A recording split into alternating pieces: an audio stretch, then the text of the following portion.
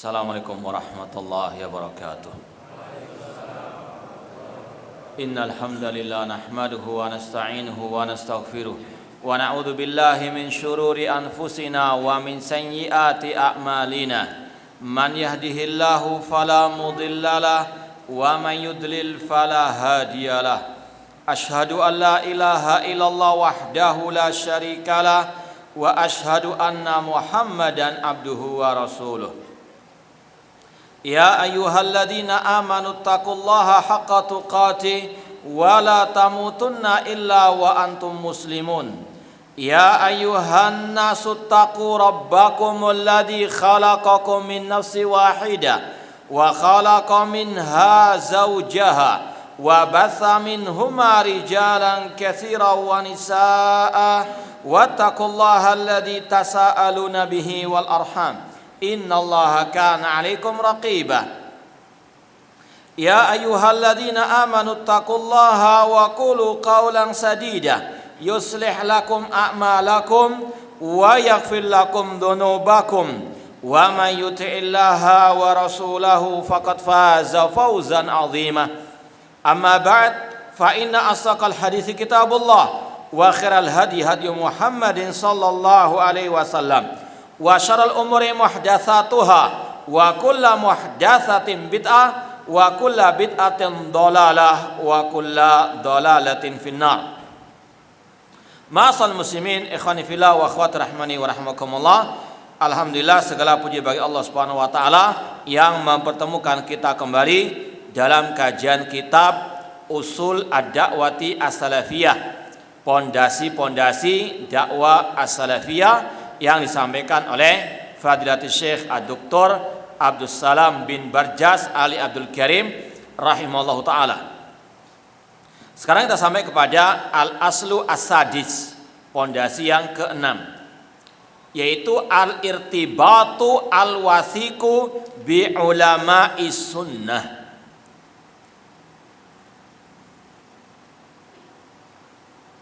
Merujuk atau berhubungan selalu dengan ulama-ulama as-sunnah. Merujuk kepada ulama as-sunnah. Kata Syekh Abdul Salam Barjas rahimahullah, la yakhfa ala ahadin fadlal ulama wal makana allati yatabawwa'unaha fi syariatil islamiyah. Tidak tersembunyi bagi seorang pun dari penuntut ilmu agama khususnya tentang keutamaan kedudukan para ulama. Rasulullah sendiri mengatakan al ulama warasatul al anbiya, innama yakhshallahu min ibadihi al ulama, syahidallahu annahu la ilaha illa huwa wal malaikatu wa ulul ilmi qa'iman bil qist. Allah memuliakan para ulama, Rasul juga demikian.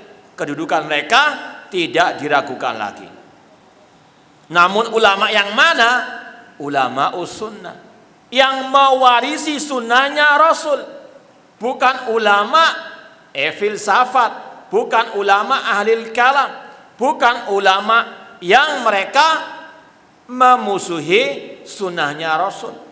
Yang dimaksud di sini ulama as-sunnah, yang kata Rasul al ulama warasatul al anbiya. Ini yang kita betul-betul jadikan sebagai rujukan.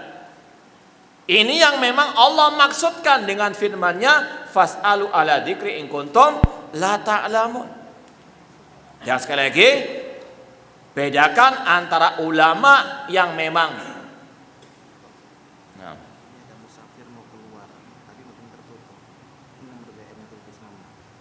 ya, sekali lagi tolong, ini ada yang mau keluar dan karena kebutuhan yang sangat mendesak, tolong yang punya mobil dengan plat nomor tadi BM 1756. Apa 76 RP depan. Apa mobilnya? Mobilnya hijau. Apa sekali lagi ya Ikhwan? Karena yang terhalangi orang musafir. 1576 RP, mobilnya depan WC. Kijang Krista. Hijau warnanya. Jazakallahu khairan. Ya, tolong yang punya segera untuk Jazakallah khairan. Baik, kita lanjutkan.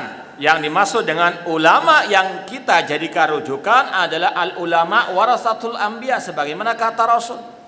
Tentunya mereka ini mewarisi ilmunya Rasul, mewarisi sunnahnya Rasul, mewarisi dakwanya Rasul.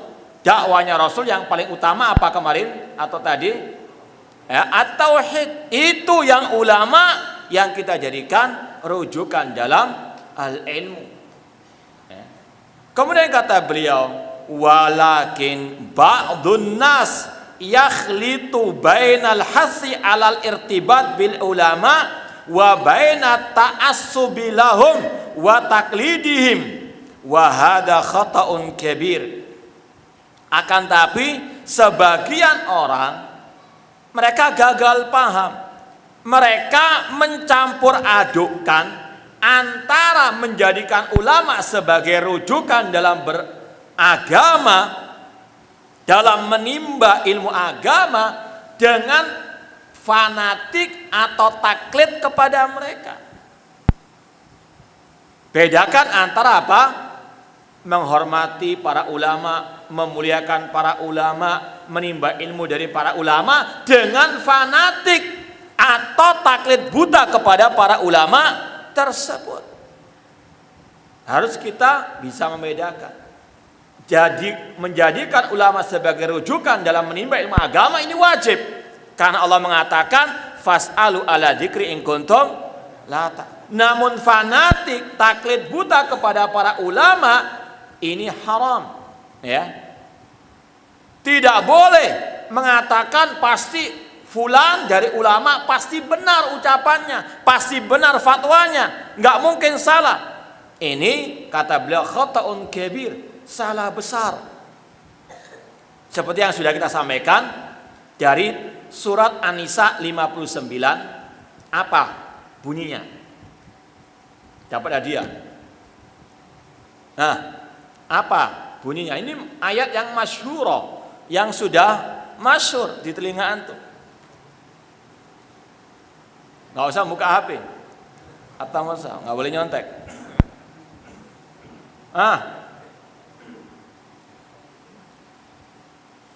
An-Nisa 59. Nggak ada.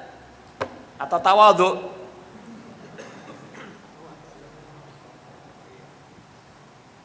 Nggak apa, yang masih kecil-kecil apa yang hafal? Nggak ada. Hah? Panitia.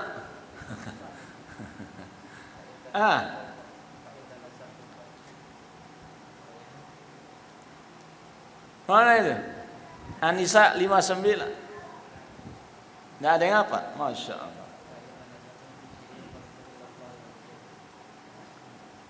Kita mau yang depan-depan ini. Ya. 6. Nggak ada. Masya Allah.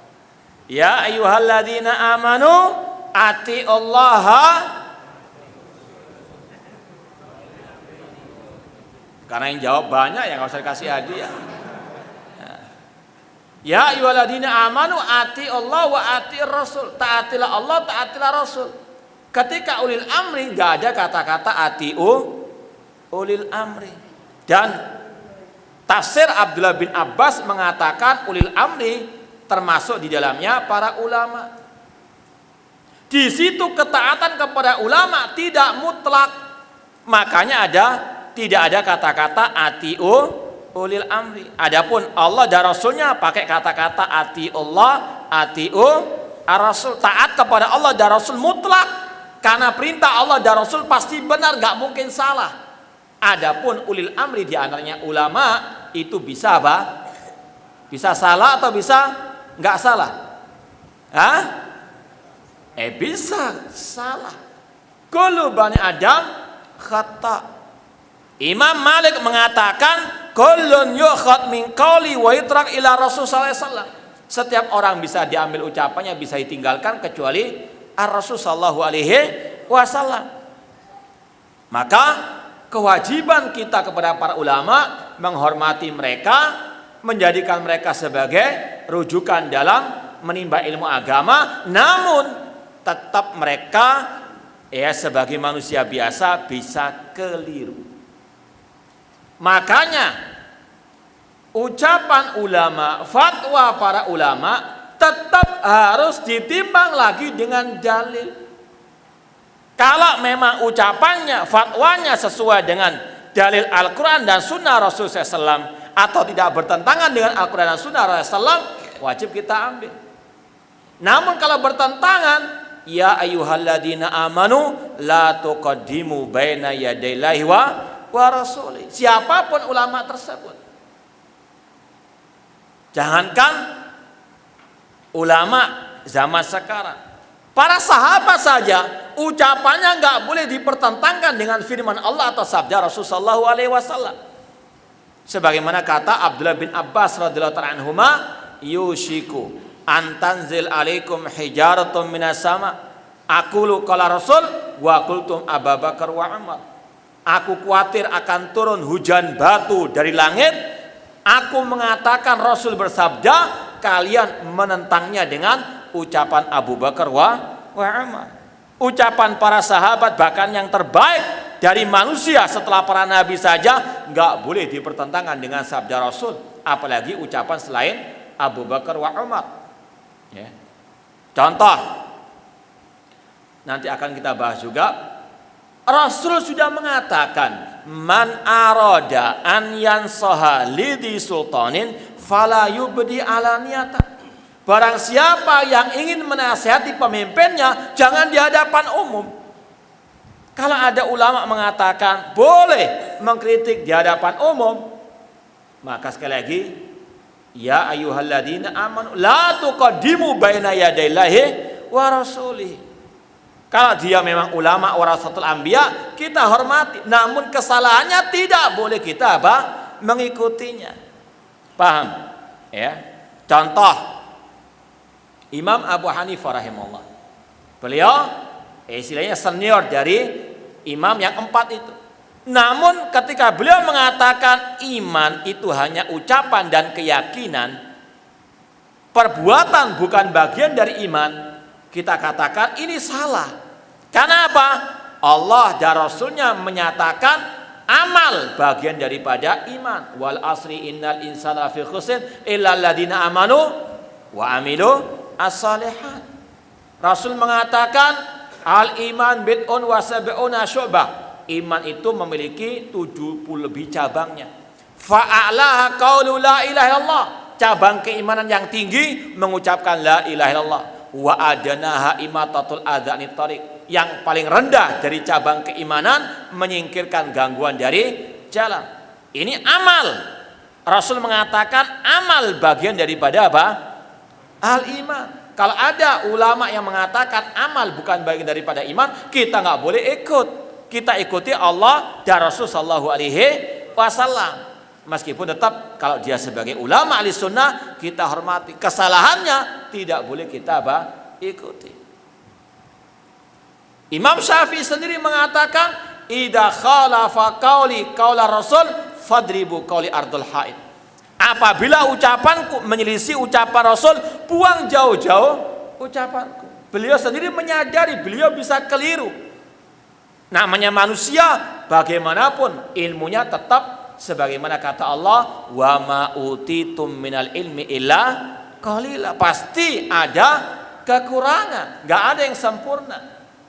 Maka sekali lagi tidak boleh fanatik kepada para ahli ulama. Makanya seperti yang kita sampaikan dari ucapan sebagian ulama, man tatabaru khostazandaqah. Barang siapa yang mengikuti atau yang mencari-cari keringanan fatwa ulama, dia zindik alias munafik. Karena dia bukan cari kebenaran, namun cari apa? Pembenaran. Karena dia suka mabuk-mabukan, cari fatwa ulama yang membolehkan minuman keras selain dari apa? Anggur. Ya. Ada yang membolehkan minuman keras yang penting bukan dari apa? Anggur. Sebagian juga membolehkan riba yang penting nggak berlipat ganda. Ya. Kalau kita cari keringan-keringan seperti itu banyak. Dulu ada sebagian ulama yang merekomendasi kelompok-kelompok sesat seperti kelompok yang sudah kita sampaikan, jamaah tabligh.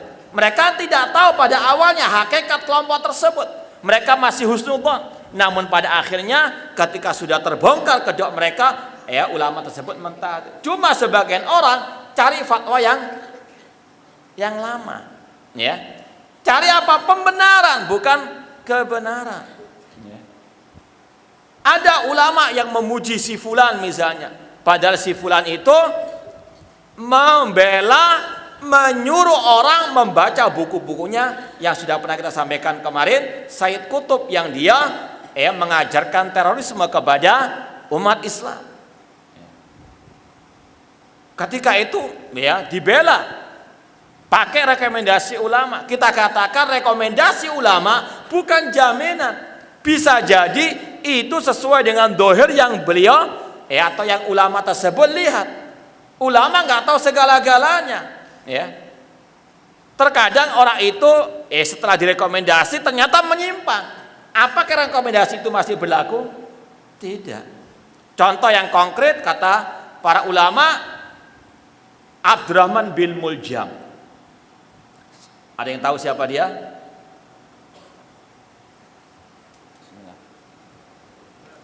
Siapa itu? Abdurrahman bin Muljam. Iya, yang bunuh Ali bin Abi Thalib. Abdurrahman bin Muljam itu pernah direkomendasi oleh Al-Khalifatur Rasyid Umar bin Khattab. Karena Abdurrahman bin Muljam ahli Al-Quran. Dia disuruh mengajar Al-Quran oleh Umar bin Khattab. Apakah rekomendasi Umar bin Khattab berlaku setelah dia membunuh Ali bin Abi Thalib? Ulama nggak tahu yang gaib, nggak tahu apa yang terjadi setelah itu. Mereka menghukum sesuai dengan dohirnya yang ada. Dan orang yang tahu penyimpangannya, sebagaimana kaidah secara asal, alladzi ya'lam hujjah 'ala man la ya'lam. Orang yang tahu itu hujjah atas yang tidak tahu. Seperti tadi, ada sebagian ulama merekomendasi tadi kelompok jamaah tabligh. Ulama tersebut belum mengetahui hakikat jati diri jamaah tabligh tersebut, dipuji. Namun yang sudah tahu kesesatannya, penyimpangannya, ini yang lebih diutamakan. Jangan karena ini kan ulama besar, nggak bisa demikian. Tidak boleh taklid. Kita harus timbang kembali. Bagaimana hujah-hujah mereka. Kalau sekedar ini ulama besar yang merekomendasi. Seperti tadi Umar bin Khattab merekomendasi siapa? Abdurrahman bin Muljam. Dan ada sebagian yang ulama juga seperti tadi. Ketika merekomendasi, ternyata yang direkomendasi setelah itu menyimpang. Rekomendasinya sudah nggak berlaku. Rekomendasi bukan wahyu. Ulama tersebut tidak tahu yang gaib. Jadi sekali lagi, ikhwani fillah wa akhwati rahimani wa rahimakumullah, bedakan antara memuliakan, menghormati para ulama dengan ta'assub kepada para ulama. Makanya kalau antum pelajari Minhaj Firqatin Najiyah, metode kelompok yang selamat yang ditulis oleh Syekh Muhammad bin Jamil Zainu, dikatakan bahwasanya al-firqatun najiyah tahtarim al-aimatan mujtahidin wala tata'assab liwahidin minhum. Kelompok yang selamat firqah najiyah Ahlussunnah wal Jamaah, mereka menghormati para imam-imam ahli ijtihad Ahlussunnah wal Jamaah, namun mereka tidak fanatik kepada seorang pun di antara mereka. Jangan pernah mengatakan pasti fatwa Syekh bin Baz benar. Jangan mengatakan pasti fatwa Syekh Albani benar, enggak mesti. Semuanya bisa salah, bisa benar, sebagaimana kata Imam Malik rahimahullah taala. Kalau ada perselisihan di antara para ulama, timbang lagi mana yang lebih dekat kepada dalil Al-Quran dan Sunnah Rasulullah sallallahu alaihi wasallam. Sama dengan tadi, kalau ada misalnya ini ulama atau ini syekh, yang satu merekomendasi fulan, yang satu menjarah atau mentahdzir, lihat hujah-hujah mereka. Jangan asal ini kan ulama besar pasti benar, nggak bisa demikian. Bisa jadi apa yang mereka rekomendasi tidak sesuai dengan apa kenyataan setelah mereka merekomendasi. Jadi sekali lagi bukan meremehkan para ulama, bukan ini maksudnya menjatuhkan, tidak. Ini apa? Wasatun, pertengahan. Tidak sebagaimana kelompok ahlul bid'ah yang mencaci maki para ulama, bukan sebagaimana ahlul bid'ah yang lain yang mereka fanatik kepada ulama. Ahlus sunnah pertengahan, menghormati ulama, menimba ilmu dari para ulama, namun tidak fanatik kepada para ulama tersebut. Fal irtibat bil ulama yakni akhdul ilmi anhum wal istifadatu minhum bitauji wal irsyad. Menjadikan ulama sebagai rujukan artinya mengambil ilmu dari mereka, mengambil istifadah dari nasihat-nasihat mereka. Wa nahu dzalik kama annahu yakni aidan taqlidu mimman yasugu lau taqlid minal amah. Adapun orang awam yang memang nggak bisa untuk menimbang, boleh mereka taklid kepada ulama-ulama yang memang warasatul al-anbiya. Di sini masalah taklid dibahas oleh para ulama. Ada taklid yang haram, ada taklid yang mubah. Taklid yang haram yang jelas-jelas itu bertentangan, terang benderang bertentangan dengan Al-Quran dan Sunnah Rasulullah SAW. Misalnya tadi yang sudah kita sampaikan, Rasul jelas-jelas mengatakan kullu muskirin khamrun, setiap yang memabukkan itu namanya khamr, wa kullu khamrin haram, setiap yang memabukkan itu apa? Haram. Innamal khamru wal maisir wal ansab wal azam rijsun min amali syaitan. Jelas ayatnya, jelas hadisnya. Kalau ada yang membolehkan, maka tetap tidak boleh diikuti. Enggak ada kata-kata apa taklid. Karena jelas-jelas bertentangan. Jadi sekali lagi, adapun taklid yang mubah ini seperti hal-hal yang bersifat ijtihadi yang dalilnya tidak terang benderang. Wa man laisa mu'ahhalan litamyizil qarar fil qadaya al-ilmiyah, atau dalam masalah-masalah besar mereka orang-orang awam boleh taklid kepada salah satu dari ulama tersebut. Adapun talibul ilmi, penuntut ilmu agama, sekali lagi harus menimbang kembali kalau ada perselisihan di antara para ulama tersebut. Kemudian di sini dibawakan ucapan Syekh Abdurrahman As-Sa'di rahimahullah taala tentang bagaimana keutamaan para ulama. Di antaranya beliau mengatakan fanaqalakum dinakum minal bid'ah. Allah menyingkirkan, menjauhkan kebid'ahan dari kalian itu apa? Di antaranya berkat jasa para ahli ulama ba'dallah azza wa jalla. Wal isyraq, demikian pula menjauhkan kalian daripada kesyirikan. Wa sallamakum min wasani syirki wa turukil ghayyi wal halak. Allah menyelamatkan kalian dari jalan-jalan kesyirikan, jalan-jalan kesesatan, kebinasaan, biwasail wa asbab yassaraha subhanahu, yang Allah mudahkan bagi kalian.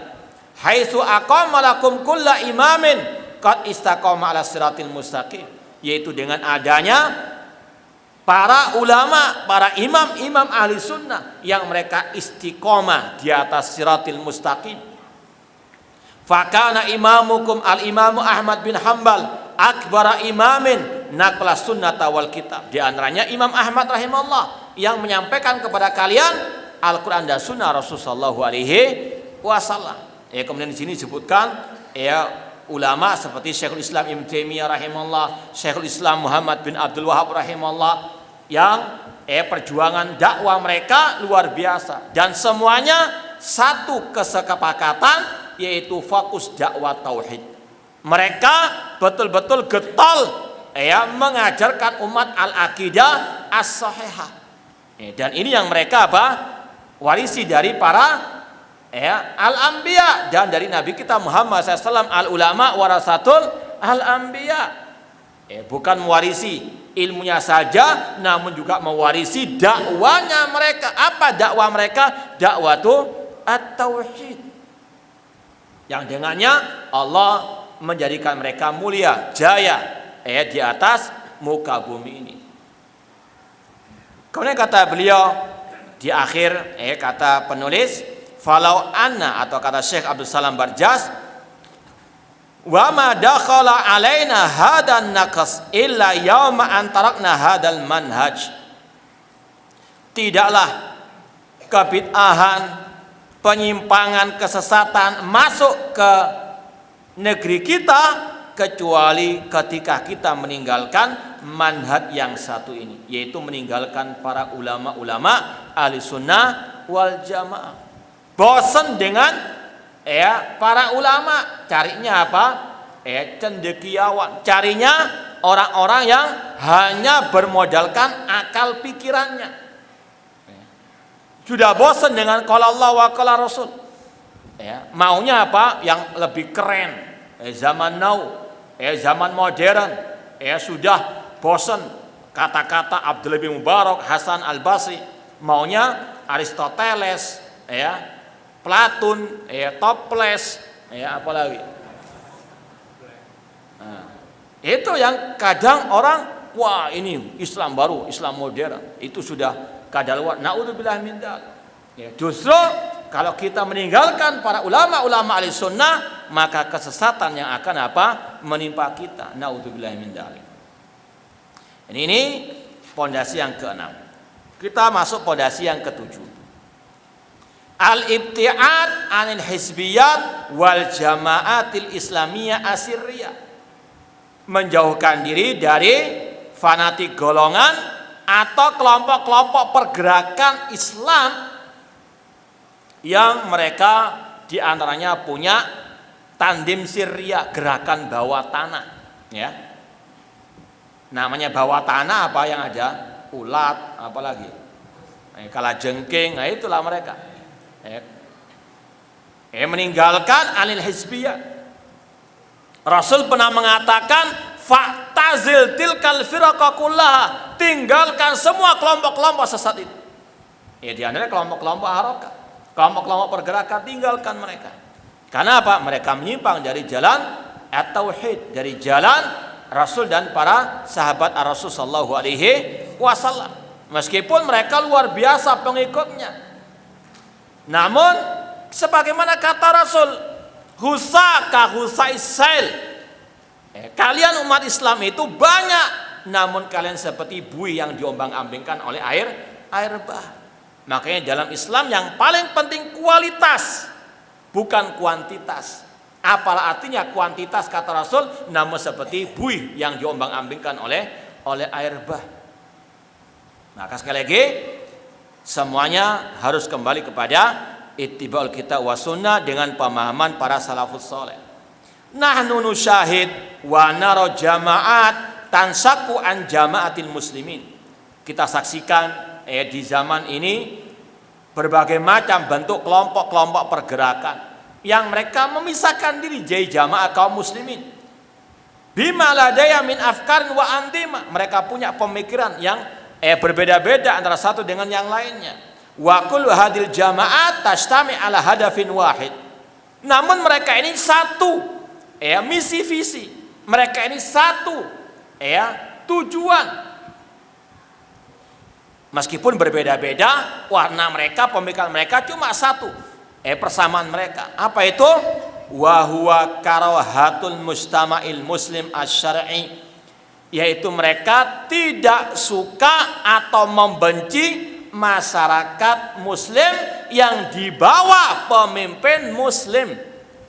Mereka ingin mendirikan negara sendiri. Mereka ingin apa? Menjatuhkan pemimpin yang sudah ada. Entah itu namanya nanti akan disampaikan di sini oleh beliau. Wa nadha ila ala anna mujtama jahili, dan mereka menganggap masyarakat yang ada sekarang ini masyarakat jahiliyah, alias masyarakat yang kafir murtad. Kalau mau contohnya, kita bawakan ucapan tokoh mereka yang bernama Said Qutb tadi. Sebagian ulama menamakannya dengan bapak terorisme dunia, karena dia yang menelurkan pemikiran terorisme kepada para teroris di seluruh dunia. Di antaranya kita bawakan di sini takfiruhu lil mujtama'at al-islamiyah. Said Qutb berkata dalam kitabnya Fi Dhilalil Quran, itu kitab tafsirnya, ya. Dia mengatakan innahu laysa ala wajil adil al-yaum daulatun muslimah wala mujtama'un muslim. Kata dia, sesungguhnya tidak ada di atas muka bumi ini pada hari ini negara muslim dan tidak ada masyarakat muslim. Otomatis apa? Semua dianggap kafir. Ini sumber terorisme dunia. Menganggap kaum muslimin sudah nggak ada, alias kaum muslimin sekarang itu sudah murtad. Makanya kalau ada terorisme, ngebom, membantai kaum muslimin, memang inilah ajarannya Sayyid Qutb. Ya. Contoh lagi, itu kalau yang punya kitabnya, ini disebutkan ya, juz 4 jilid 4 halaman 2122. Ya, ini nggak ngarang sendiri. Taib. Contoh yang lain, dia juga mengatakan dalam kitabnya Fi Dhilalil Quran jilid yang kedua halaman 1057. Laqad istadara zaman kahayatihi yauma anjahadad-din ilal basyariyah. Bahwasanya zaman telah kembali seperti awal munculnya Islam kepada manusia. Bila la ilaha illallah, tanpa la ilaha illallah, faqad irtaddatil basyariyah ila ibadatil ibad wa ila jaril adiyah. Manusia sekarang ini, kata Sayyid Qutb, telah murtad. Mereka kembali lagi menyembah makhluk. Ya, mereka kembali kepada kezaliman agama-agama yang ada. Wa naqasat an la ilaha illallah. Dan mereka telah murtad dari la ilaha illallah. Wa in dhalla fariqun minha yuraddidu alal ma'adzin la ilaha illallah. Meskipun sebagian mereka masih mengumandangkan adzan la ilaha illallah, tapi mereka sudah apa? Murtad. Nah, ini yang dikatakan oleh Sayyid Qutb. Ini buletin ya, tentang khusus kesesatan-kesesatan Sayyid Qutb, ya. Mulai dari ya, dia menyatakan Al-Quran itu makhluk. Ini kalau mau lebih mantul lagi ya, bahwasanya dia mengatakan ya, Al-Quran itu makhluk. Kemudian nada-nada di dalam Al-Quran itu seperti nada-nada musik. Dia mencaci maki Nabi Musa, mengatakan Nabi Musa itu manusia yang cepat naik pitam, ya. Dia mencaci maki Muawiyah, bahkan mengkafirkan Abu Sufyan. Ini semua disebutkan ya, bukti-bukti dari kitab-kitab ya Sayyid Qutb sendiri.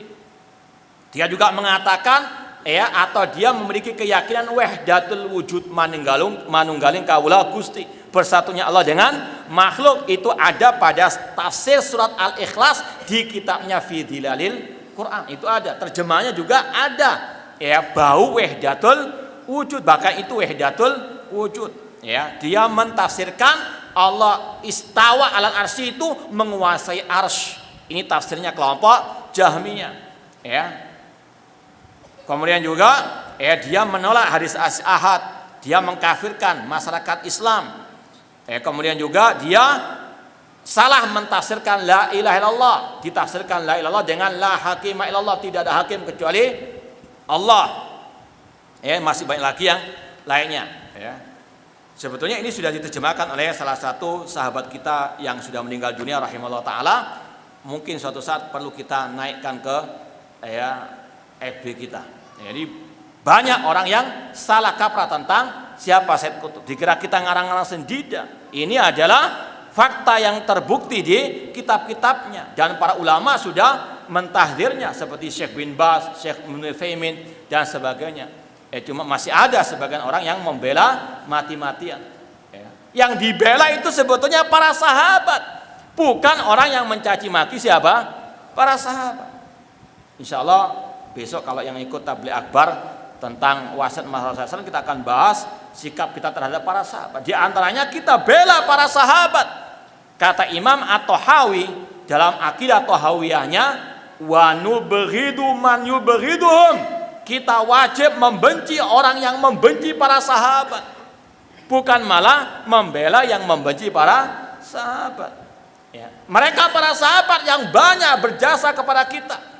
Kita bisa merasakan ya nikmatnya Islam, nikmatnya sunnah bifadlillah, dengan karunia dari Allah. Kemudian ya dengan keutamaan jasa para sahabat Ar-Rasul sallallahu alaihi wasallam. Kalau kelompok-kelompok harokah, memang itulah kebiasaan mereka fanatik kepada tokoh mereka. Jelas tokohnya menyesatkan umat, jelas tokohnya itu menyimpang, namun tetap dibela mati-matian. Naudzubillahi min dzalik. Inilah yang wajib untuk kita jauhi, ya, yaitu fanatik golongan sebagaimana kata beliau al-ibtiad, menjauh dari kelompok-kelompok tersebut. Bukan malah rangkulan, bukan malah bersatu, bukan malah kerjasama dengan mereka, tidak. Karena apa? Bagaimanapun juga namanya penyakit itu bisa menular. Maka harus kita waspada. Kata beliau, wa hatta yakunal hukmu daqiqan fahum fil aghlab yarawna hadin nadra wa ya'taqiduna hadhil aqidah. Secara global, secara umum, kelompok-kelompok pergerakan tersebut menganggap inilah akidah mereka. Kaum muslimin sudah tidak ada kecuali golongan mereka saja, semuanya murtad, makanya wajib untuk kata mereka diperangi dan sebagainya.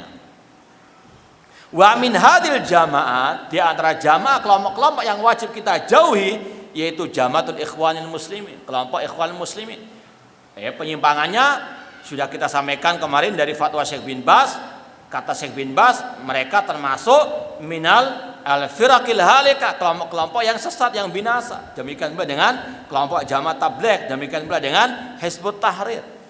Apa saja penyimpangannya Hizbut Tahrir? Di antaranya tidak ihtimam dengan akidah. Yang mereka inginkan khilafah. Kemudian juga tokoh mereka Taqiyuddin Nabhani mengatakan Muawiyah bukan termasuk sahabat Rasulullah sallallahu alaihi wasallam. Ya, rata-rata mereka ini mencaci maki para sahabat Rasul sallallahu alaihi wasallam. Mereka juga mengingkari adanya azab kubur, mengingkari hadis ahad dalam masalah akidah. Banyak penyimpangan-penyimpangan mereka. Maka harus betul-betul kita mewaspadai dan menjauhi orang-orang tersebut agar kita selamat di dunia wal akhirah. Akul walil asaf, namun kata Syekh, namun sangat disayangkan, yujad man ja'ala salafiyata hizban kahadil ahzab. Namun sangat disayangkan ada sebagian orang yang ingin menjadikan dakwah salafiyah seperti kelompok-kelompok itu. Kelompok itu kelihatannya keren, ada pendirinya, ada sekretarisnya, ada ARP-nya.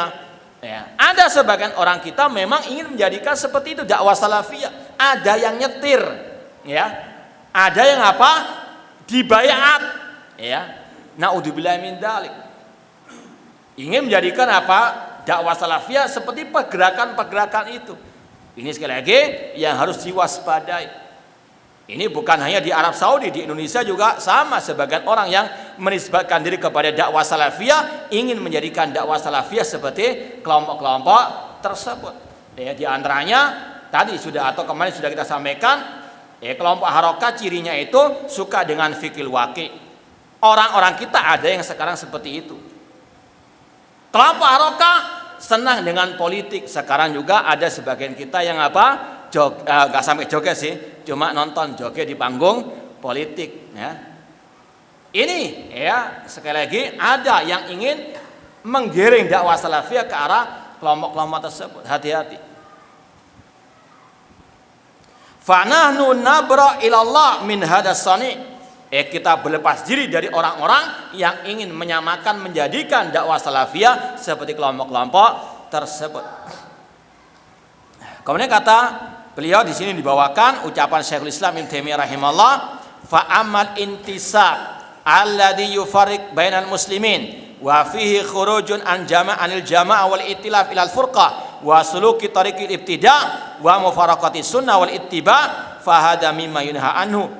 Adapun menisbatkan kepada sesuatu yang bisa memecah belah barisan kaum muslimin, keluar dari pemimpin kaum muslimin, memecah belah barisan kaum muslimin dan mengikuti jalan-jalan kebid'ahan serta memalingkan diri dari sunnah dan ittiba' kepada Rasul, ini yang terlarang. Ya, di antaranya mengikuti kelompok-kelompok tersebut, ini kata Syekhul Islam, ya, sesuatu yang diharamkan.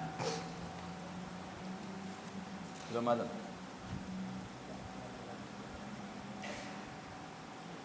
Kemudian di sini ya Syekh Abdul Salam Barjas membawakan ucapan Syekh Bakar Abu Zaid tentang penisbatan Ahlussunnah kepada seperti dakwah salafiyah kepada ashabul hadis.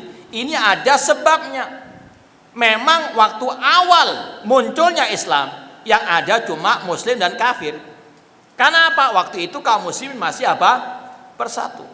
Kemudian ketika munculnya ahlul bid'ah, maka ulama menyatakan kami adalah ahlu sunnah.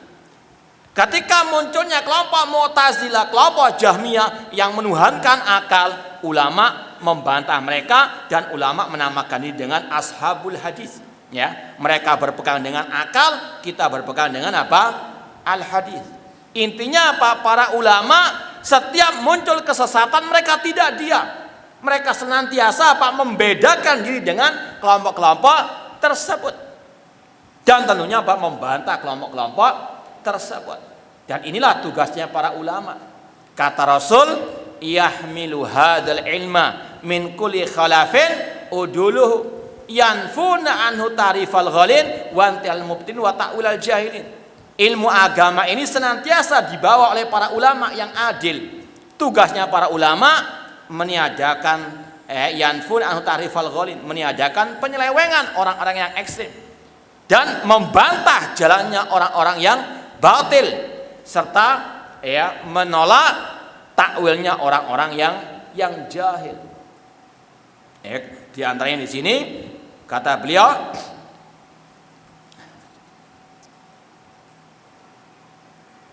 wa min dalik anna hadil alqab lam takun da'iyatan lahum li ta'assub di saksin duna Rasul sallallahu.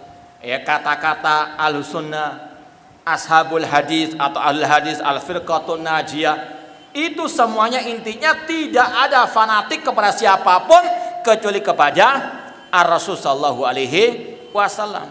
Beda dengan kelompok-kelompok tadi, Ikhwan Muslimin fanatik kepada Hasan Al-Banna, Jamaah Tabligh fanatik kepada Muhammad Ilyas, kelompok Hizbut Tahrir fanatik kepada Taqiyuddin Nabhani, dan semua kelompok-kelompok rata-rata demikian. Adapun dakwah salafiyah mereka tidak fanatik kecuali kepada Ar-Rasul sallallahu alaihi wasallam. Ya, insyaallah kita lanjutkan setelah salat Isya biidznillah taala. Assalamualaikum warahmatullahi wabarakatuh. Alhamdulillah wassalatu wassalamu ala Rasulillah wa ala alihi wa ashabihi wa man walaha ma ba'd. Ikhwani fillah wa akhwati rahimani wa rahimakumullah, kita lanjutkan kembali kajian usul dakwah as-salafiyah oleh Fadilatul Syekh Dr. Abdul Salam bin Barjas Ali Abdul Karim rahimahullah taala. Sekarang kita sampai pada poin yang keberapa?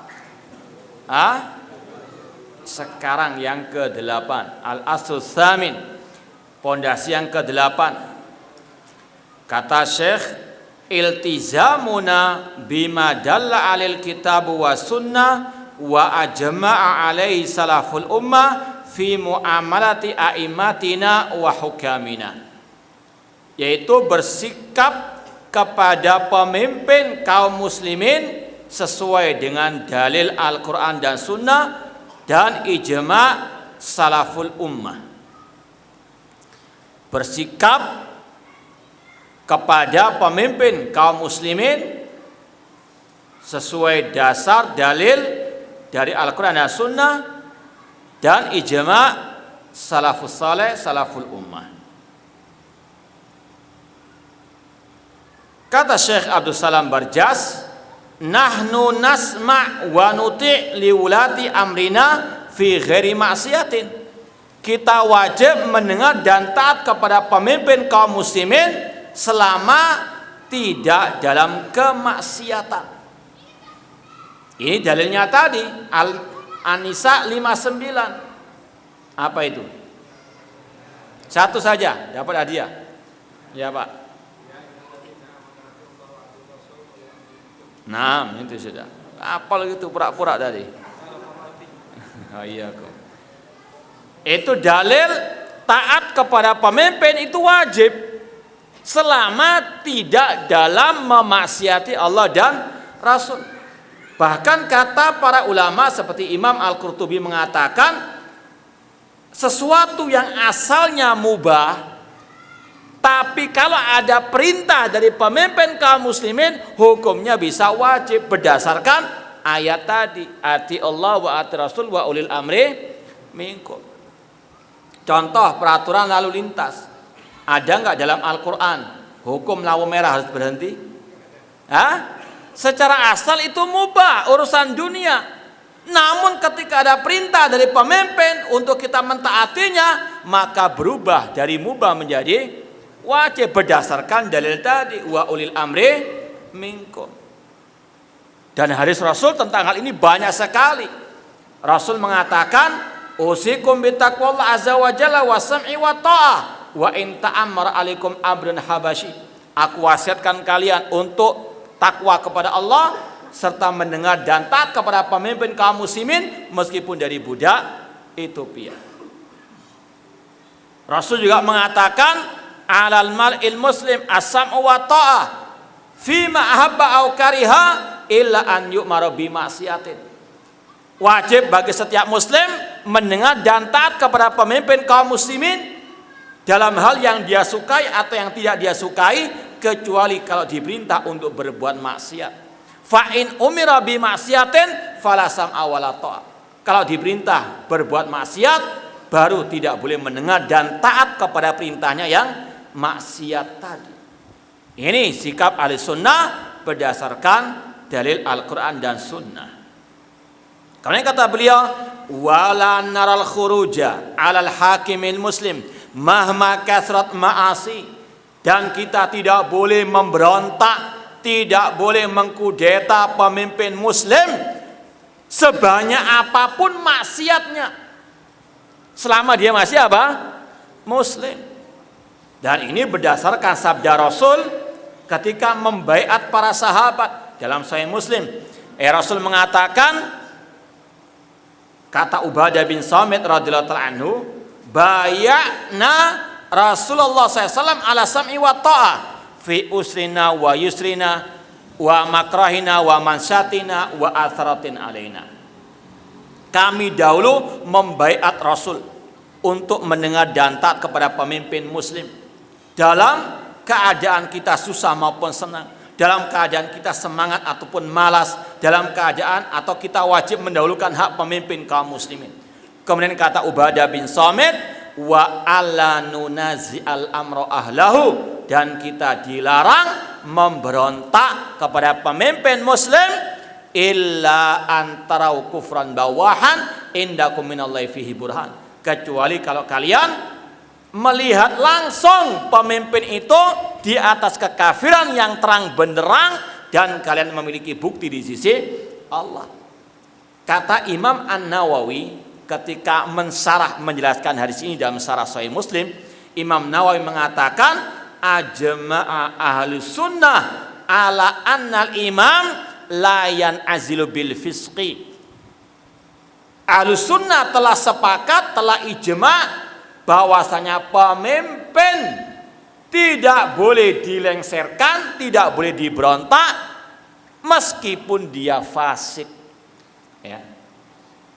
Ini sekali lagi sebagaimana kata judulnya tadi, berdasarkan Al-Quran dan Sunnah dan ijma' ahli sunnah wal jamaah. Dan ada sebuah makalah di internet judulnya aksar min mi'ati hadisin fi tahrimil khuruj ala waliyil amril muslim. Ada lebih 100 hadis yang mengharamkan kudeta terhadap pemimpin muslim. Ada berapa? Lebih dari 100. Satu saja ahlu sunnah sami'na wa ata'na, apalagi lebih dari 100 hadis. Ini sekali lagi karena masalah ini sangat amat penting sekali untuk dipahami. Salah memahami masalah ini fatal akibatnya pertumpahan darah. Jangankan maksiat, Seandainya pemimpin itu jelas-jelas berbuat kekafiran yang nyata, namun kalau ulama tidak mengvonisnya kafir murtad, tidak boleh dikudeta. Contoh, di zaman Imam Ahmad, Imam Ahlussunnah wal Jamaah, ada 3 khulafa yang memiliki keyakinan yang kufur besar, yaitu mengatakan apa? Al-Quran makhluk. Sepakat Ahlussunnah mengatakan man qala Al-Quran makhluk faqad kafara. Barang siapa mengatakan Al-Quran makhluk maka dia kafir. Itu hukum secara global. Adapun individunya harus ada perincian lagi, ada syurutut takfir, syarat-syarat pengkafiran. Al-Khalifah Al-Ma'mun, Al-Khalifah Al-Mu'tasim, Al-Khalifah Al-Wasik. Di zaman Imam Ahmad 3 khulafa memiliki undang-undang kufur, bahkan memenjarakan ulama yang tidak mau mengikuti ucapan yang kufur tadi. Di antara Imam Ahmad, sampai beliau dipenjara, beliau sempat istilahnya dicambuk sampai beliau pingsan. Namun ketika ada sebagian orang datang kepada Imam Ahmad minta fatwa kepada Imam Ahmad, wahai Imam Ahmad, fitnah khalqil Quran ini sudah merajalela. Apa sikap kita? Apakah boleh memberontak? Apa kata Imam Ahmad? Alaikum bil ingkar fi qulubikum. Wajib kalian mengingkari dengan hati-hati kalian. Wala tasukku asal muslimin, jangan memecah belah barisan kaum muslimin. Wala tanzi'u yadan min ta'atin, jangan memberontak. Padahal beliau istilah sekarang dikriminalisasi oleh 3 khulafa. Kata beliau, wala tasfiku dima'akum ma'adimaihim, jangan kalian menumpahkan darah kalian bersama darah kaum muslimin. Isbiru, bersabar. Itu Imam Ahlussunnah wal Jamaah. Sekali lagi, kalau ucapan mereka kufur saja tetap nggak boleh memberontak selama memang tidak bisa dikafirkan. Karena kaidah Ahlussunnah mengatakan laisa kullu man waqa'a fil kufri waqa'al kufru alaih. Tidak semua orang yang jatuh ke dalam kekafiran langsung bisa divonis kafir. Apalagi yang maksiat, lebih tidak boleh lagi untuk memberontaknya. Kemudian kata Syekh Abdul Salam Barjas, wala nadkhulu fi syai'in min umuri dunyahum. Tidak perlu kita ikut-ikutan campur dalam urusan dunia mereka. Seperti yang kita sampaikan, ngurusi kebijakan-kebijakan mereka, mengurusi ini kok hartanya banyak sebagainya, ya usah ngurusi mereka. Antum urusi diri antum. Wa nansahuhum hasbat tariqati syar'iyyah. Kalau kita mau nasihati dengan cara yang syar'i. Bisidqin, dengan kejujuran, wa ikhlas, dengan ikhlas. Wa qaulun nasiha sirran, dan sampaikan nasihat secara rahasia. Sebagaimana kata Rasul, man arada an yansaha lidhi sultanin fala yubdi alaniyatan. Barang siapa ingin menasihati pemimpinnya, jangan di hadapan umum. Walakin ya'khud biyadi, namun ambil tangannya, fayakhluwa bi, berduaan dengan pemimpin. Wa in qabila fadak, jika diterima nasihat itu yang diharapkan. Wa illa kana qad adalladi alaih, kalau tidak diterima sudah gugur kewajiban menasihati. Hadis riwayat Imam Ahmad dan juga Ibn Abi Asim dalam kitabnya As-Sunnah, dan disahihkan oleh Syekh Al-Albani rahimahullah taala. Ini sikap ahli sunnah wal jamaah terhadap pemimpin kaum muslimin. Inilah dakwah salafiyah. Menghormati pemimpin, mentaati pemimpin dalam hal yang ma'ruf, dan melarang mengkudeta, melarang mencaci maki pemerintah. Bahkan kata Syekh Abdul Salam Barjas dalam kitabnya yang sudah kita sebut kemarin, Mu'amalatul Hukam fi Daul Kitab wa Sunnah. Beliau penulis Syekh Abdul Salam Barjas punya kitab khusus spesialis masalah ini, yaitu judulnya tadi Mu'amalatul Hukam, bersikap kepada pemimpin sesuai dengan dalil Al-Qur'an dan Sunnah. Dan beliau mengatakan awwalu man ta'ana fi walil amri huwa Abdullah bin Sabah al-Yahudi. Orang pertama yang mencaci maki pemimpin kaum muslimin adalah Abdullah bin Sabah. Maka mencaci maki pemimpin itu kata beliau bid'atun sabaiyah, bid'ahnya Abdullah bin Saba. Mau jadi pengikutnya Abdullah bin Saba? Ini yang harus dipahami. Dan sangat disayangkan sebagian dari dai-dai yang menisbatkan diri kepada dakwah salafiyah ikut ajarannya Abdullah bin Saba, mengatakan pemimpin panen dosa, mengatakan pemimpin kita meloroti umat Islam. Naudzubillah min dzalik, mengkritik mereka di dunia maya, di internet, di web-web mereka. Naudzubillah min dzalik. Padahal inilah usul dakwah salafiyah. Ini akidah Ahlussunnah wal Jamaah. Ya. Namun sekali lagi inilah yang harus kita waspadai, dan inilah salah satu tujuan kita membacakan buku ini agar kita kembali lagi kepada rel dakwah salafiyah yang sebenarnya. Kemudian kata beliau, wa nada'allah azza wa jalla lahum bisalah wal falah. Kewajiban kita mendoakan mereka kepada Allah agar Allah memperbaiki mereka. Dan ini juga merupakan jurang pemisah antara ahli sunnah dengan ahli bid'ah. Imam Al-Barbahari dalam kitab beliau Syarhus Sunnah mengatakan, idza ra'aita rajulan yad'u lis-sultan fa'lam annahu sahibu sunnah insyaallah. Apabila Anda melihat seseorang mendoakan pemimpinnya dengan kebaikan, ketahuilah dia adalah pengikut sunnah insyaallah. Wa idza ra'aita rajulan yad'u ala sultan fa'lam annahu sahibu hawa. Namun kalau Anda melihat seseorang mendoakan pemimpinnya dengan kejelekan, ketahuilah dia pengekor hawa nafsu alias ahli bid'ah.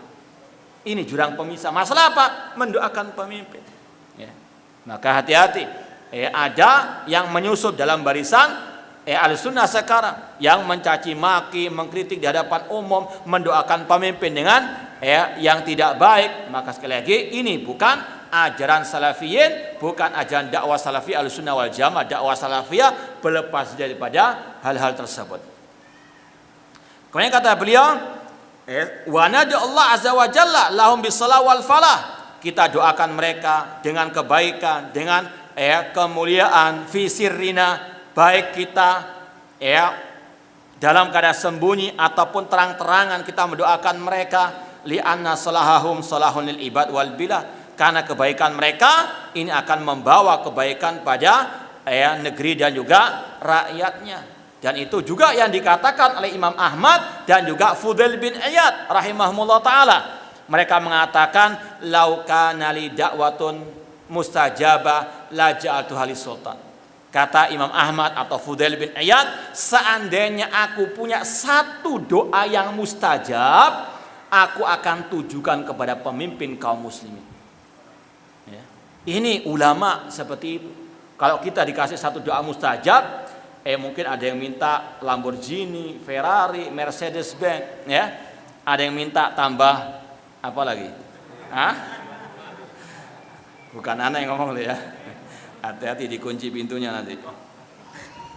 Nah, jadi itu kata ulama Ahlussunnah, mendoakan pemimpin kaum muslimin dengan kebaikan ciri Ahlussunnah wal Jamaah. Sebaliknya mencaci maki mereka, mendoakan mereka dengan kejelekan ciri ahli al-bidah.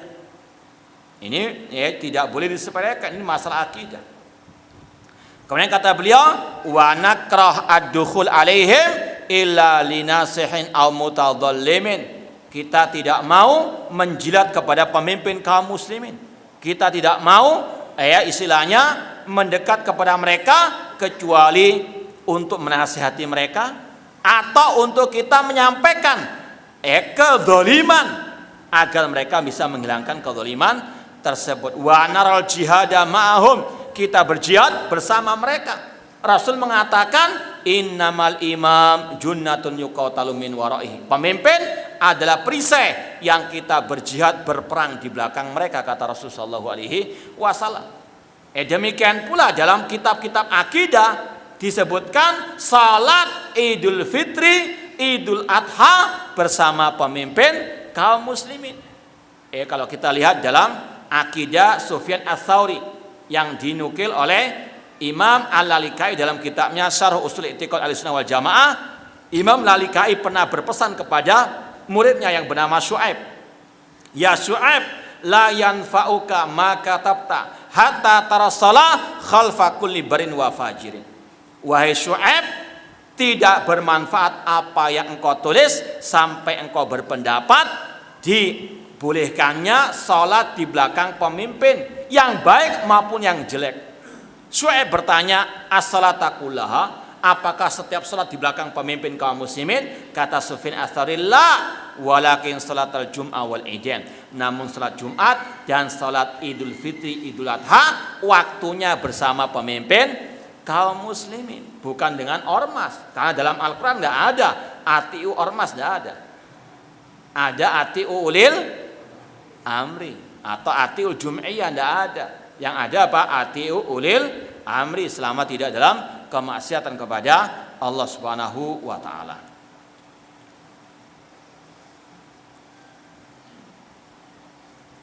Kemudian kata Syekh, wa nungkir ala man sabbahum, kita wajib mengingkari orang-orang yang mencaci maki mereka.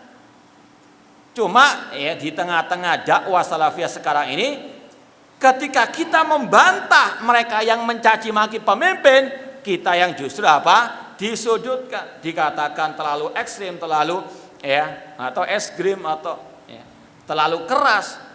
Ya, kalau nggak mau keras dimatikan mic-nya. Ya, namanya itulah realita yang ada di tengah-tengah dakwah kita atau sebagian yang mengasamakan pengikut dakwah salafiyah. Yang mencaci maki pemimpin diacungi jempol, naudzubillah min dzalik. Bahkan pada akhir-akhir kemarin orang yang jelas-jelas kafir tapi karena retorikanya indah, karena dia ahli filsafat, karena dia suka mengkritik pemimpin, masya Allah, seolah-olah pahlawan Islam seperti Khalid bin Walid. Naudzubillah min dzalik. Orang dikatakan pahlawan sekarang ini kalau berani mencaci maki pemimpin kaum muslimin. Padahal ini jelas-jelas menyimpang dari ajaran Rasul dan para sahabat Ar-Rasul sallallahu alaihi wasallam. Seperti kata Anas bin Malik radhiyallahu taala anhu, beliau mengatakan nahana kubarauna min ashabi Rasul sallallahu alaihi wasallam.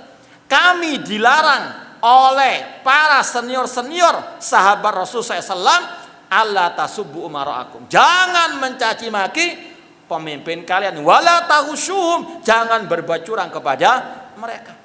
Itu wasiat para sahabat Rasul sallallahu alaihi wasallam. Namun sekarang ini justru sebaliknya, yang menyeru kepada akidah Ahlussunnah, kepada wasiat para sahabat, justru malah disudutkan, dibuli, dikucilkan. Yang mengikuti ajarannya Abdullah bin Sabah diacungi. Ini sekali lagi keterasingan al-Islam.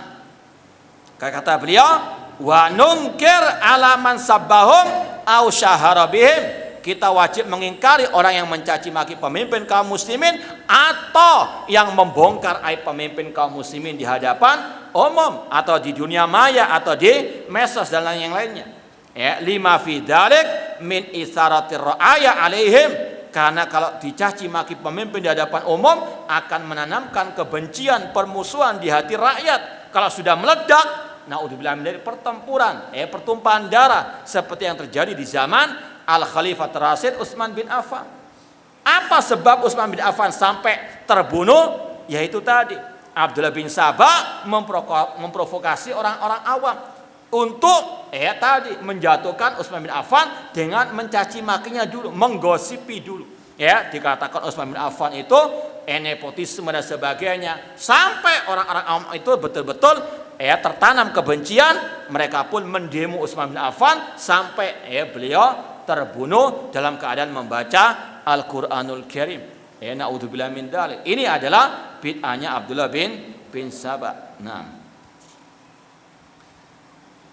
di sini disampaikan oleh Syekh Abdul Salam Barjas hafizallahu taala sikap para ulama Ahlussunnah wal Jamaah terhadap pemimpin-pemimpin kaum muslimin, yang mereka senantiasa menghormati, mendengar dan taat meskipun seandainya pemimpin tersebut tidak dipilih dengan jalur yang tidak syar'i. Seandainya pemimpin tidak dipilih lewat jalur yang syar'i, tetap kalau dia sudah berkuasa wajib dimuliakan, didengar dan ditaati. taati. Dalilnya mana? Tadi hadis Irbad bin Sariyah yang insya Allah kita sampaikan besok di tempat yang lain. Wasiat emas Rasul SAW, wa in ta'ammara alaikum abdun habasyi, taati meskipun pemimpin itu dari budak Ethiopia. Secara asal budak Ethiopia nggak layak menjadi khalifah. Namun kalau dia sudah berkuasa, sami'na wa ata'na, dalam hal yang tidak bermaksiat kepada Allah. Ya. Yang penting sekali lagi, selama dia masih muslim, bagaimanapun kemaksiatannya, kedzalimannya, bagaimanapun keadaannya, selama dia masih muslim, perintahnya yang tidak bermaksiat kepada Allah wajib didengar dan ditaati. Dan di sini dibawakan kisah-kisah para ulama, mereka tetap menghormati meskipun pemimpin itu sangat zalim, seperti kisah Hajjaj bin Yusuf. Diriwayatkan Hajjaj bin Yusuf itu pernah membunuh lebih dari 100.000 orang dari kaum muslimin. Membunuh berapa? Lebih dari 100.000. Namun ulama-ulama di zaman itu seperti Hasan al-Basri tetap menghormatinya, tetap mendengar dan taat dalam hal yang tidak mengkudeta. Ya. Dan sekali lagi, inilah yang diajarkan oleh Ahlussunnah wal Jamaah. Ya. Dan tadi sudah kita sampaikan, Imam Ahmad rahimahullah meskipun dikriminalisasi, pemimpinnya waktu itu memiliki undang-undang yang kufur, mendolimi rakyat, mendolimi para ulama, namun tetap beliau menyatakan wajib mendengar dan taat kepada pemimpin tersebut dan melarang rakyat untuk mengkudeta ataupun memberontak. Ya, saya rasa cukup sampai di sini kajian kita malam ini. Insya Allah tinggal 2 pondasi lagi kita akan tuntaskan biidznillah besok subuh ba'da salat subuh biidznillah ta'ala.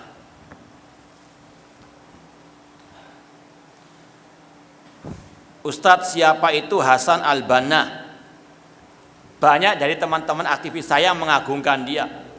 Alhamdulillah, sekitar mungkin lebih dari 10 tahun yang lalu saya pernah menulis di sebuah majalah tentang penyimpangan-penyimpangan Hasan al-Banna. Hasan al-Banna itu pendiri kelompok Ikhwanul Muslimin. Kalau kita mau lihat sejarah, kelompok teroris yang ada ini sebetulnya adalah anak cucunya kelompok Ikhwanul Muslimin. Kalau secara globalnya Ikhwanul Muslimin didirikan oleh Hasan al-Banna. Mereka ini kiblatnya terpecah menjadi 2. Ada yang ke arah politik langsung dipelopori oleh Hasan al-Banna, ada yang ke arah jihad militer dipegang oleh Said Qutb dan Muhammad Qutb. Muhammad Qutb melahirkan seorang yang bernama Usama bin Laden. Kenal Usama bin Laden? Kenal di mana? Usama bin Laden ini muridnya Muhammad Qutb. Muhammad Qutb pernah mengajar Usama bin Laden di fakultas istilahnya perminyakan di Jeddah sana. Dan Usama bin Laden ketika mendirikan kelompok jaringan teroris Al-Qaeda, namanya Al-Qaeda itu terinspirasi dari ucapannya Muhammad Qutb. Muhammad Qutb saudaranya Sayyid Qutb yang kita katakan, nanti kita akan sampaikan pembahasannya berikut ini. Paham ya? Al-Qaeda menelurkan kelompok teroris sekarang ini apa yang terkenal? ISIS. Itu ujung-ujungnya nenek moyangnya kepada kelompok Ikhwanul Muslimin. Pendirinya siapa? Hasan al-Banna. Penyimpangannya apa saja? Di antaranya tentang tauhid asma wa sifat. Di rumah saya ada bukunya Hasan al-Banna tentang al-aqidah. Dia mengatakan salaf itu mentafwid, mengatakan hanya Allah yang tahu makna ayat-ayat sifat atau hadis-hadis sifat. Artinya beliau ini menyimpang dari akidah Ahlussunnah tentang tauhid asma wa sifat. Namanya ajaran mufawwidah atau at-tafwid, menyerahkan makna ayat-ayat sifat, hadis sifat kepada Allah. Allah mengatakan misalnya Ar-Rahman 'ala arsy istawa. Apa arti istawa? Wallahu a'lam. Jadi kata-kata wallahu a'lam itu ada beberapa versi. Enggak semuanya benar, ya. Kalau antum ditanya apa makna yadullahi fawqa aydihim, tangan Allah di atas tangan mereka. Kalau antum mengatakan wallahu a'lam seperti kelompok al-mufawwidhah tadi, kata Syekhul Islam Syarh al-Bidah al-Mufawwidah. Sejelek-jelek al-bid'ah adalah kelompok al-Mufawwidah. Kenapa demikian? karena mereka secara langsung atau tidak langsung menuduh Rasul jahil terhadap ayat-ayat tentang sifat Allah tadi. Karena seolah-olah apa? Tidak tahu makna ayat-ayat sifat kecuali Allah. Pada Rasul juga paham apa makna Ar-Rahman 'alal Aziz tawa wa yabqa wajhu rabbika dzul jalali wal ikram. Itu ada penyimpangan salam. Dia juga suka mengkeramatkan kuburan. Ya, dia juga Hasan al-Banna punya misi mendekatkan antara Ahlussunnah dengan Syiah Rafidhah qatalahumullah, dan masih lagi penyimpangan-penyimpangan yang lainnya. Kemudian, dan siapakah ulama-ulama yang mengatakan Sayyid Qutb adalah bapak teroris dunia? Kita katakan yang mengatakan demikian dari golongan mereka sendiri, ya, juga banyak yang menyatakan demikian. Ini saya alhamdulillah sudah pernah menukilnya di buku saya sendiri, Menyelami Samudra Kalimat Tauhid. Di halaman 69 ini kita sampaikan di footnote nukilan dari ucapan Aiman Az-Zawahiri. Ada yang kenal siapa dia, dapat hadiah. Siapa Aiman Az-Zawahiri? Iya, pemimpin Al-Qaeda. Ini panitia dapat enggak ini? Panitia bukan? Aiman Zawahiri itu asistennya Usama bin Laden. Setelah Usama bin Laden terbunuh, dia yang memegang kepemimpinan jaringan teroris Al-Qaeda. Di mana itu? Di mana jaringan teroris Al-Qaeda markasnya? Afghanistan. Nah, Aiman Zawahiri mengatakan sesungguhnya Sayyid Qutb dialah yang pertama kali meletakkan undang-undang jihadiyin, yaitu kelompok teroris maksudnya, dalam kitabnya yang seperti dinamit yang namanya Ma'alim fit Thariq. Dan sesungguhnya dialah, siapa dia? Sayyid Qutb, kata Aiman Az-Zawahiri, dan sesungguhnya dialah sumber inspirasi radikalisme. Dan bukunya yang lain yang berjudul Al-Adalah Al-Ijtimaiyah fil Islam terhitung produk akal pemikiran yang paling berharga bagi para kelompok radikal. Pemikiran Sayyid merupakan cikal bakal bagi terciptanya revolusi Islam melawan musuh-musuhnya di dalam maupun di luar. Dan senantiasa pasal-pasalnya atau bab-bab kitabnya itu yang berdarah mengalami pembaruan setiap saat. Intinya apa tadi? Sayyid Qutb adalah bapak radikalisme terorisme. Ya, itu ya, intinya apa? Singkatannya daripada ucapan Aiman Az-Zawahiri. Kemudian kita bawakan juga ucapan Yusuf Al-Qaradawi, ya, tokoh Ikhwan Muslimin juga yang sekarang ada di Qatar. Dia mengatakan di fase ini muncul kitab-kitab as-syahid. Padahal tidak boleh menggelari orang dengan apa? As-syahid, sebagaimana kata Imam Bukhari, la yuqalu fulanun syahid, tidak boleh mengatakan si fulan syahid. Namun ini kebiasaan kelompok Al-Harakiyah, kelompok-kelompok pergerakan, mereka sangat fanatik kepada tokoh-tokoh mereka meskipun jelas sesat sebetulnya. Namun menggelarinya dengan as-syahid, yang syahid. Kata Yusuf Al-Qaradawi, Sayyid Qutb, kitab-kitabnya itu merupakan fase terakhir dari pemikirannya yang membuahkan takfir, vonis kafir, terhadap masyarakat kaum muslimin, seperti yang kita baca tadi dari ucapan Sayyid Qutb. Dan penundaan dakwah kepada sistem Islami dengan pembaharuan fikih serta pengembangannya dan menghidupkan kembali ijtihad, dan dia juga menyeru kepada pemboikotan terhadap masyarakat lahir maupun batin, serta menyeru kepada jihad untuk menyerang semua orang. Ini dari ungkapan mereka sendiri. Kemudian dari ulama kita seperti Syekh Ali bin Hasan, itu beliau punya kitab tentang Ad-Da'ish, membantah, membongkar kedok jaringan teroris ISIS. Syekh Ali bin Hasan ada sebuah istilahnya judul. Dalam satu halaman itu disebutkan Sayyid Qutb Ra'su Fikri Takfir Al-Mu'asir. Siapa yang bisa menerjemahkan? Sayyid Qutb ra'su. Apa ra'su artinya? Fikri, pemikiran. At-takfir, pengkafiran. Al-mu'asir, zaman now, ya, abad ini. Apa maknanya tadi? Bapak terorisme dunia. Jadi yang mengatakan demikian bukan anak, ya. Namun kita yang sekedar menukil saja dari ucapan tokoh-tokoh mereka dan juga dari ulama-ulama kita.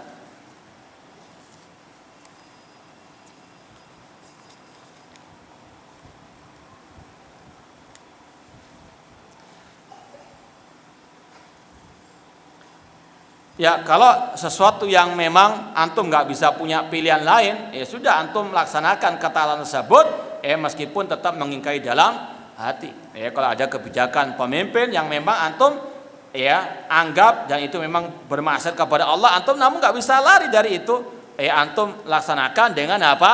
Tetap mengingkari dalam hati. Bagaimana jika orang-orang berdalih bahwa jika kita tidak mengkritik pemerintah, maka orang-orang kafir akan semakin leluasa terhadap umat Islam? Ini menentang Al-Quran dan Sunnah dengan apa? Akal. Sudah jelas hadisnya nggak boleh mengkritik di hadapan umum, kok masih apa? Dilanggar. Ini sekali lagi ngementeri Allah dan Rasul sallallahu alaihi wasallam. Dan kata para ulama, makhluk yang pertama kali menentang firman Allah dengan akalnya adalah iblis. Kenapa demikian? Iblis ketika diperintah untuk sujud kepada Nabi Adam, iblis mengatakan, ana khairun minhu khalaqtani min narin wa khalaqtahu min tin. Ya Allah, aku lebih baik daripada Adam. Engkau ciptakan aku dari api, sedangkan Nabi Adam engkau ciptakan dari tanah. Dia nggak mau karena apa? Akalnya tidak sesuai, atau perintah Allah katanya tidak sesuai dengan logikanya. Ini sekali lagi tidak dibolehkan seorang muslim menentang firman Allah sabda Rasul dengan akalnya. Allah mengatakan tentang ciri orang yang beriman yang sesungguhnya, innama qaulal mu'minin idza du'u ilallahi wa rasulihi liyahkuma bainahum an yaqulu sami'na wa ata'na. Sesungguhnya ucapan orang beriman ketika diseru untuk berhukum kepada Allah dan Rasul cukup mengatakan sami'na, bukan pakai akal-akal. Oh, nanti kalau demikian nanti demikian. Naudzubillah min dzalik. Para sahabat dahulu, mengapa mereka mulia, jaya, menang, menguasai dunia? Karena mereka selalu sami'na wa ta'na kepada perintah Rasulullah SAW. Contoh, ada kisah yang sangat menarik dari Al-Khalifah Rasyid Abu Bakar As-Siddiq. Ketika beliau menjadi khalifah sepeninggal Rasul, orang-orang Arab Badui di sekitar kota Madinah murtad dan ingin menyerang kota Madinah. Di saat itu juga pasukan kaum muslimin ada yang masih di Syam, yang Rasul utus sebelum beliau meninggal, yang dipimpin oleh Usama. Sebagian sahabat khawatir pasukan kaum muslimin di kota Madinah tidak mencukupi melawan orang-orang murtad. Di antaranya Umar bin Khattab mengusulkan kepada Abu Bakar As-Siddiq, alangkah baiknya kalau pasukan Usama itu ditarik pulang ke kota Madinah untuk menjadi benteng dari serangan orang-orang murtad. Apa kata Abu Bakar As-Siddiq? Lau jaratil kilab ala arjuli azwajir Rasul sallallahu ma radatu jaisan arsalahu Rasul sallallahu alaihi wasallam. Seandainya ada anjing-anjing yang mengerumuni kaki-kaki para istri Rasul sallallahu, aku tidak akan memulangkan pasukan yang telah dikirim oleh Rasul. Wala halaltu liwa'an aqada Rasul sallallahu, dan aku tidak akan mungkin menurunkan bendera yang telah dikibarkan oleh Rasul. Karena beliau yakin ittiba, mengikuti ajaran Rasul pasti akibatnya baik. Dan betul terjadi. Pasukan Usama di negeri Syam menang, orang-orang Arab Badui kalah sebelum berperang. Karena apa? Ittiba. Dan itu rahasia para sahabat menang. Mengapa kaum muslimin sekarang ini tidak meraih kemenangan sebagaimana para sahabat dahulu? Karena ini ngeyel. Tahu ngeyel? keras kepala, sudah diajari nggak boleh mengkritik di hadapan umum pemimpin kaum muslimin, namun ngeyel, ngentang dengan apa akal-akalannya. Ini yang menjadikan umat semakin jauh dari kemenangan. Makanya Rasul mengatakan, sallallahu alaikum dullan la yanzi'u ankum hatta tarjila dinikum. Allah akan menimpakan kehinaan atas kalian dan tidak akan Allah cabut sampai kalian kembali kepada agama kalian, kepada Al-Quran dan Sunnah dengan pemahaman para sahabat, bukan dengan akal-akalan. Nah, ya golongan NI jelas ini kelompok Khawarij.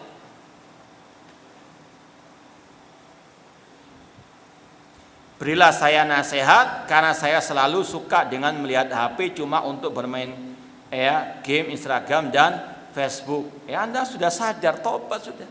Tahu kalau salah, sudah nggak perlu nasihat, sebetulnya Anda tahu sendiri Anda salah, tobat sebelum mati. Gitu. Nah.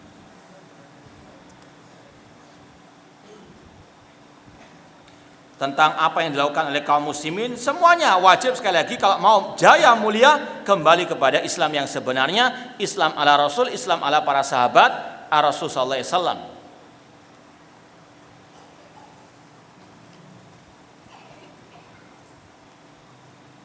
Bagaimana membantah syubhat orang yang mengatakan kita salafi mengharamkan demokrasi namun harus tetap taat. Kita Ahlus Sunnah sebagaimana kata Imam Al-Auza'i, naduru ma'asunnah haitsu darat. Kita berputar bersama sunnah Rasul, kemana sunnah itu berputar. Sunnah ke kanan kita ikut ke kanan, sunnah ke kiri kita ikut ke kiri. Sami'na wa ata'na. Di antaranya masalah ini. Rasul sudah mengatakan as-sam'i wa ta'ah wa in ta'ammara alaikum abdun habasyi. Wajib mendengar dan taat kepada pemimpin muslim meskipun dari budak Ethiopia. Ini kata para ulama ada isyarat sebetulnya pemimpin itu nggak layak dari Ethiopia tadi. Cuma ketika dia sudah berkuasa, Rasul mengatakan tetap dengar dan taat. Meskipun dia dipilih lewat jalur yang tidak syar'i, kalau sudah berkuasa sami'na wa. Ini Ahlus Sunnah wal Jamaah, naduru ma'sunnah haitsu darat. Kata Imam Al-Auza'i, Ahlus Sunnah itu berputar bersama sunnah Rasul kemana dalil berputar. Nggak pakai akalan. Sami'na wa ata'na.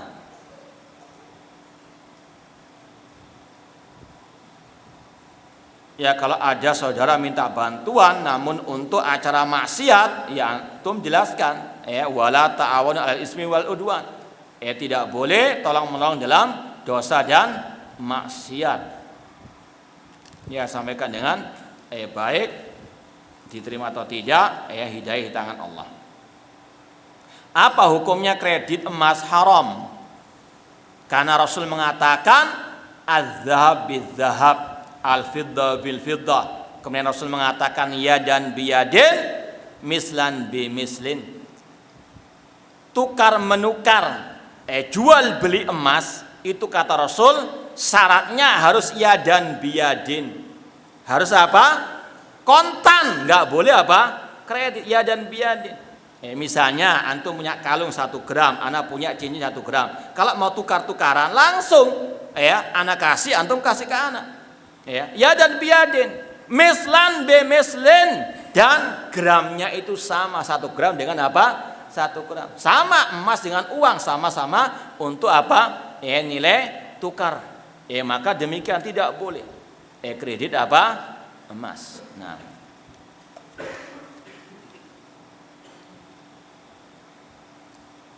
Apakah fikih waqi batil 100%?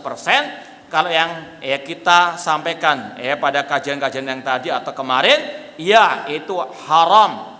Fikih waqi, fikih Quran. Karena apa? Ini yang pertama, antum jelas-jelas menjadikannya sebagai rujukan dalam kabar berita atau bahkan dalam agama, sedangkan Allah mengatakan ya ayyuhalladzina amanu in ja'akum fasiqun binaba'in fatabayyan, wahai orang beriman, apabila ada orang fasik membawa berita, cross-checklah.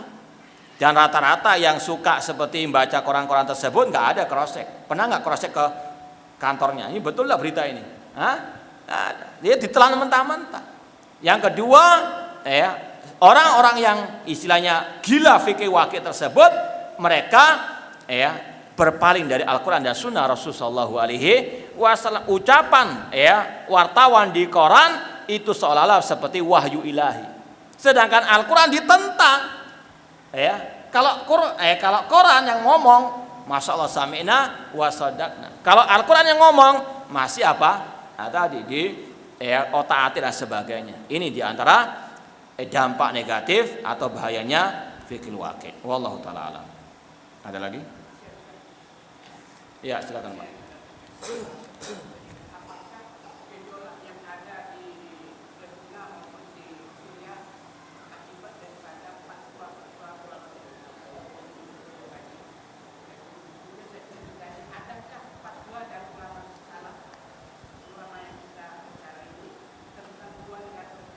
Tentang? Ya, Syekh Albani sejak dahulu kala menfatwakan jihad di Palestina fardu ain. Cuma bagi siapa? Kata Syekh Ali bin Hasan murid beliau, namanya kewajiban dalam Islam itu terikat dengan fattaqullaha masatatum la yukallifullahu nafsan illa wus'aha. Jangan seperti berapa tahun yang lalu ketika ada agresi militer Yahudi atau pembantaian terhadap kaum muslimin, ada sebagian kelompok kaum muslimin yang atraksi untuk katanya melawan Yahudi di Palestina dengan atraksi apa? Pisau dapur ditusukkan ke sayur mayur yang di atas perut seorang yang atraksi tadi. Perang di sana bukan perang pakai apa? Pisau dapur. Artinya apa? Ini orang yang ngawur, tidak tahu ilmunya, namun asal keluar-keluar saja. Iya, jihad fardu ain tetap diperhatikan. Cuma bagi siapa? Bagi yang mampu. Seperti haji itu wajib bagi siapa? Yang mampu. Kalau nggak mampu, ya nggak wajib berhaji. Itu syariat Islam demikian. Dan yang mampu untuk berjihad di sana, ya dalam bentuk negara. Bukan orang per orang dikirim ke sana, bukan takmir ngirim jamaahnya ke sana, Makanya tadi jihad itu bersama pemimpin kaum muslimin, Namun kalaupun kita nggak bisa berangkat ke sana, tetap ada kewajiban yang lain membantu mereka dengan apa? Doa. Jangan meremehkan doa. Seandainya orang muslim doanya ikhlas dan betul-betul dia dengan adab-adab, insya Allah tidak akan istilahnya mengingkari janjinya untuk menolong kaum muslimin. Namun memang ini bahan introspeksi bagi kaum muslimin agar kaum muslimin kembali kepada agama Allah. Makanya Rasul pernah bersabda, la taqumus sa'ah, dalam Sahih Bukhari hadisnya, la taqumus sa'ah hatta yuqatilal muslimun al yahud. Tidak akan tegak hari kiamat sampai kaum muslimin memerangi orang Yahudi. Fayaktulahumul muslimun, orang muslim yang akan membunuh orang Yahudi. Wajib kita benarkan, pasti terjadi. Kata Rasul sekali lagi, tidak akan tegak hari kiamat sampai kaum muslimin memerangi orang Yahudi dan kaum muslimin yang akan membunuh orang Yahudi. Fayahtabil Yahudi min wara'il hajar wasyajar. Kemudian orang-orang Yahudi akan lari bersembunyi di balik bebatuan pepohonan. Fayakulul hajar wasyajar, pepohonan bebatuan akan berkata. Wajib kita meyakini akan berbicara pohon dan bebatuan. Ini Rasul yang mengatakan dan itu wahyu dari Allah. Jangan mengatakan wah nggak masuk akal, masa ini sebab umat tidak jaya, tidak mulia karena apa? Ngeyel kepada sabda Rasul SAW, menentangnya dengan akal pikirannya. Kita orang muslim wajib membenarkan semua sabda Rasul. Nanti pepohonan bebatuan akan berkata, ya Abdullah, ya Muslim, hada Yahudi warifaktulhu. Wahai Abdullah, wahai hamba Allah yang bertauhid kepada Allah. Kata para ulama di balik ucapan Rasul ini, yang bisa mengalahkan orang Yahudi yang betul-betul bertauhid kepada Allah, yang betul-betul beribadahnya kepada Allah, yang tidak berbuat syirik. Wa ya muslim, wahai orang muslim, yaitu yang betul-betul mengamalkan Islam secara kafah, bukan muslim KTP. Yang bisa memenangkan peperangan nanti yaitu tadi yang bertauhid kepada Allah, yang betul-betul berpegang teguh dengan Islam. Ya, jadi sekali lagi jihad, ya kata para ulama di Palestina tetap wajib, cuma bagi siapa? Ya, sebagaimana haji wajib rukun Islam. Ya, namun apakah semua berdosa kalau nggak haji sekarang ini? Tidak, karena apa? Semua terikat dengan fattaqullaha mastata'tum la yukallifullahu nafsan illa wus'aha. Ya, kalau acara-acara televisi yang mengkritik pemerintah sebagainya tinggalkan, ngapain juga, kurang kerjaan antum. Ya, ngaji saja masih banyak lupa. Ya, dicoba ya pertanyaan, mumpung masih ada hadiahnya. Coba sebutkan 3 usul dakwah salafi yang sudah kita bahas tanpa nyontek. Nah, ini daripada antum ngurusi ya mengkritik pemerintah ini. Tugas antum belajar, bukan mengkritik pemerintah. 3 saja padahal sudah kita sampaikan 8. Ya. Jangan nyontek. Iya, tutup buku, nggak boleh. Iya.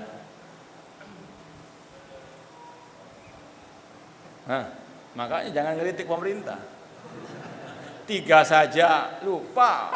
Tapi coba kalau disuruh ngeritik, wah, bisa enggak? Yang lain? Iya. Iya. Iya. Iya, dapat. Sekarang angkat tangan dulu baru kita kasih pertanyaan.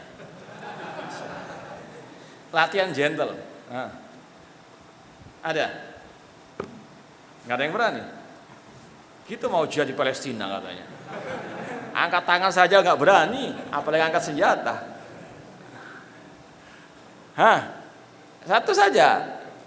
Iya, Masya Allah. Sebutkan 2 kategori ilmu agama yang dipelajari. Ada 2 jenis ilmu agama. Dari segi hukum menuntutnya, menimbanya, mempelajarinya. Fardu ain dan fardu kifayah. Terus kita aja kok susah amat. Ya, siapa lagi yang berani angkat tangan? Mudah insya Allah pertanyaannya. Masya Allah. Yakin? Betul lah itu.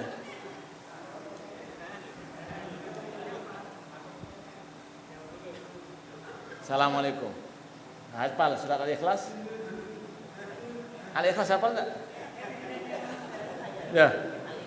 Al-Ikhlas hafal enggak? Hafal. Coba baca.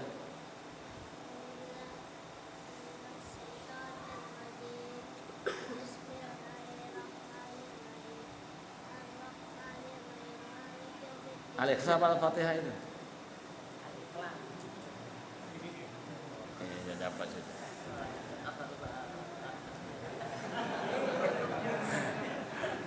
Baik. Ja'alahu minas sholihin, semoga Allah jadikannya menjadi anak yang soleh. Taib. Yang terakhir, ada yang angkat tangan ini sudah jam 9 mohon ya. Taib. Sebutkan siapa pengarang buku yang kita karang, kita baca tadi. Abdurrahman Thayyib bukan. Iya, wallahu alam, insyaallah kita lanjutkan besok subuh sesi yang terakhir. Semoga apa yang kita sampaikan bermanfaat dan semoga Allah senantiasa memberikan taufik untuk kita bisa istiqomah di atas akidah salaf dan manhaj salaf sampai akhir hayat kita nanti, dan semoga Allah mengumpulkan kita bersama Rasul dan para sahabatnya di surga kelak. Aqul qouli hadza wa akhiru da'wana anil hamdulillahi rabbil alamin. Wassalamualaikum warahmatullahi wabarakatuh.